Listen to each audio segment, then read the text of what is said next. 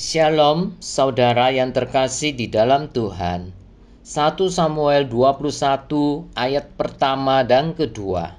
Sampailah Daud ke Nob kepada Ahimelek imam itu. Dengan gemetar Ahimelek pergi menemui Daud dan berkata kepadanya, "Mengapa engkau seorang diri dan tidak ada orang bersama-sama dengan engkau?" Jawab Daud kepada Imam Ahimelek, "Raja menugaskan sesuatu kepadaku. Katanya kepadaku, siapapun juga tidak boleh mengetahui sesuatu dari hal yang kusuruh kepadamu dan yang kutugaskan kepadamu ini. Sebab itu, orang-orangku telah kusuruh pergi ke suatu tempat." Saudara, 1 Samuel pasal 21 dapat berpusat pada tema keberanian dan ketergantungan Daud kepada Tuhan di tengah ancaman. Selain itu, menunjukkan bahwa bahkan dalam ketakutan dan kelemahan sekalipun, Daud tetap beriman kepada Tuhan dan mengandalkan Tuhan. Daud meminta roti dan pedang dari Imam Ahimelek dengan cara berbohong untuk bertahan hidup, lalu bertindak seolah-olah sakit jiwa di hadapan Raja Akis dari Gad untuk menyelamatkan diri dari orang Filistin. Meskipun Daud melakukan kesalahan, namun ia tetap berharap kepada Tuhan dalam situasi sulit.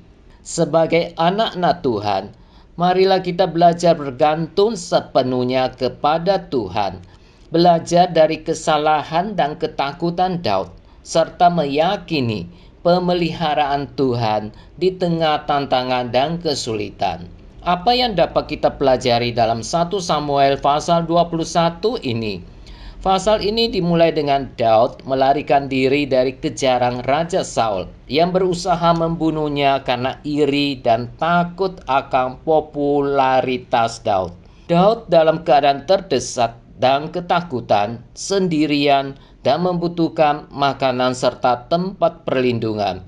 Ia pergi ke Nob untuk bertemu dengan Imam Ahimelek, meminta roti dan pedang.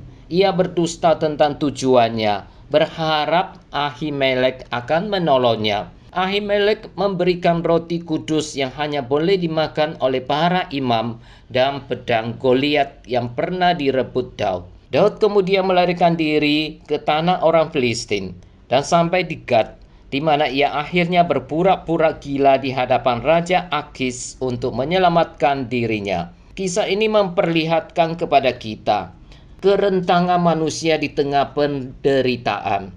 Daud yang diurapi oleh Tuhan menjadi raja juga mengalami ketakutan dan kelemahan, sehingga ia melakukan tindakan yang tidak sepenuhnya sesuai dengan firman Tuhan, seperti berbohong. Namun kita dapat melihat pemeliharaan Tuhan di saat terdesak.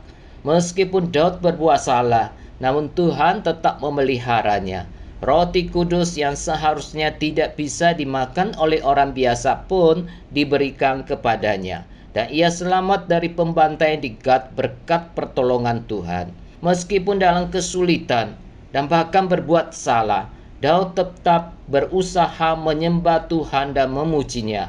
Hal ini menunjukkan bahwa iman yang sejati tidak terhalang oleh masalah atau kegagalan pribadi.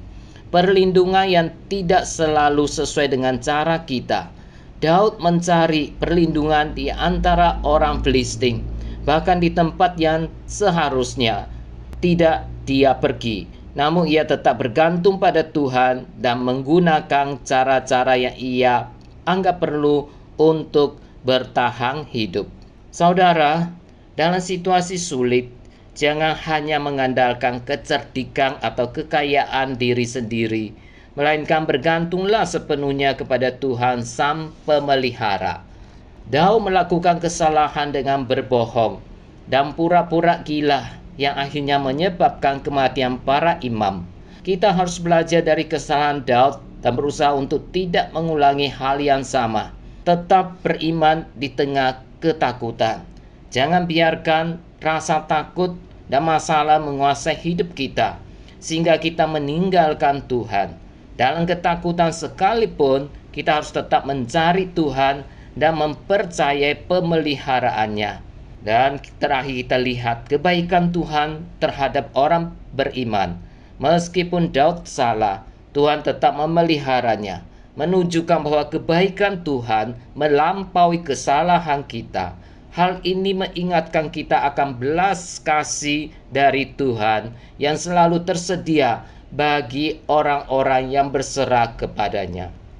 Saudara, percayalah dan berserahlah kepada Tuhan dengan segenap hati. Kiranya Tuhan menolong kita. Amin.